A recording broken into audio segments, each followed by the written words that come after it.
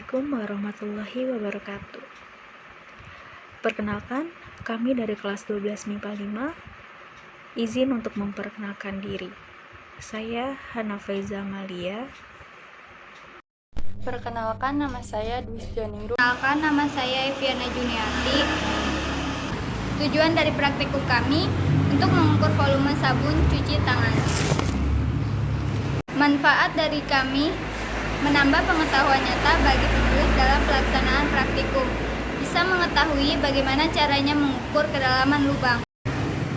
Dasar teori, jangka sorong merupakan salah satu alat ukur yang dilengkapi dengan skala Nonius, sehingga tingkat ketelitiannya mencapai 0,02 mm, dan ada juga yang ketelitiannya 0,05 mm. Tanpa Nonius, jangka sorong punya nilai skala terkecil, skala utama sebesar 1 mm dan batas ukur mencapai 150 mm. Nah, selanjutnya di dalam praktikum ini kita memerlukan alat dan bahan. Apa saja sih alat dan bahan itu? Yang pertama adalah jangka sorong. Nah, jangka sorong ini yang berfungsi untuk mengukur suatu benda. Yang kedua adalah wadah atau benda yang akan kita ukur. Yang ketiga adalah lembar kerja, yang dimana lembar kerja ini berfungsi untuk mencatat hasil dari data yang kita peroleh. Yang keempat ada pulpen. Nah, adapun cara kerja dalam menggunakan jangka sorong. Yang pertama adalah menyiapkan jangka sorong dan benda yang akan diukur. Yang kedua adalah membersihkan jangka sorong dan benda yang akan kita ukur. Yang ketiga adalah menutup jangka sorong. Yang keempat adalah kendurkan skrup pengukur. Yang kelima adalah geser salah satu rahang jangka sorong. Yang keenam adalah jepit objek yang akan kita ukur. Yang ketujuh adalah membaca skala utama, dan yang kedelapan adalah membaca skala Nonius. Yang dimana dalam menggunakan jangka sorong ini kita harus tahu dalam membaca skala utama dan skala Nonius. Setelah melakukan pengukuran, kami mencatat hasil data pengukuran itu di dalam lembar kerja. Nah, botol yang akan kita gunakan ini adalah botol sabun cuci tangan yang berbentuk tabung. Yang kedua, itu ada besaran yang kita lakukan itu ada 3, yang dimana ada diameter, kedalaman atau tinggi, dan jari-jari. Nah, pengukuran ini kita lakukan sebanyak 3 kali. Untuk melakukan skala utama dalam uji pertama itu bernilai 8,1, uji kedua 8,0, yang uji ketiga 8,2. Yang dimana skala Nonius pada uji pertama yaitu 0,01, uji kedua 0,09, dan uji ketiga adalah 0,08.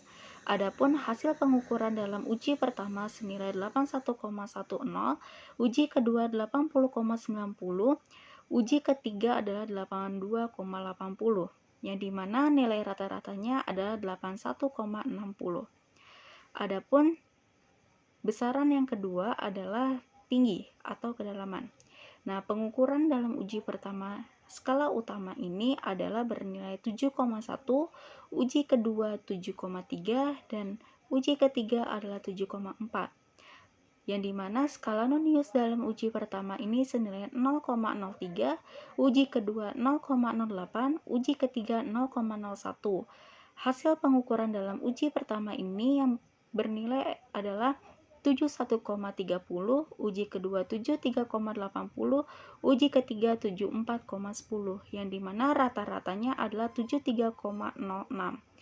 Adapun besaran yang kita lakukan yang ketiga adalah jari-jari, yang dimana pengukuran pertama dalam skala utama ini bernilai 4,05, uji kedua 4,0, dan uji ketiga adalah 4,1, yang dimana skala Nonius dalam uji pertama bernilai 0,005, uji kedua 0,045, uji ketiga adalah 0,04, yang dimana hasil pengukuran dalam uji pertama itu adalah 40,55, uji kedua 40,45, dan uji ketiga 41,4, yang dimana nilai rata-ratanya dari jari-jari tersebut adalah 40,80.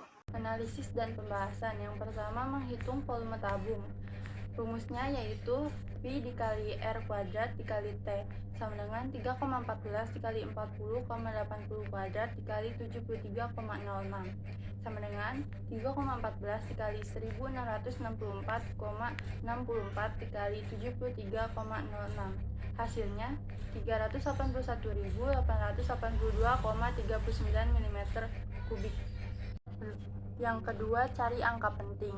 Karena di sini ada 4 angka penting, berarti 381.882,39 mm kubik diambil 4 angka dari depan.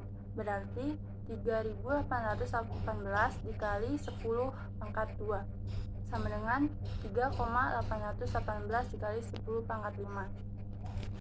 Yang ketiga, mencari ketidakpastiannya, yaitu plus minus 0,05 dari 3,818 menjadi 3,868 dan 3,768.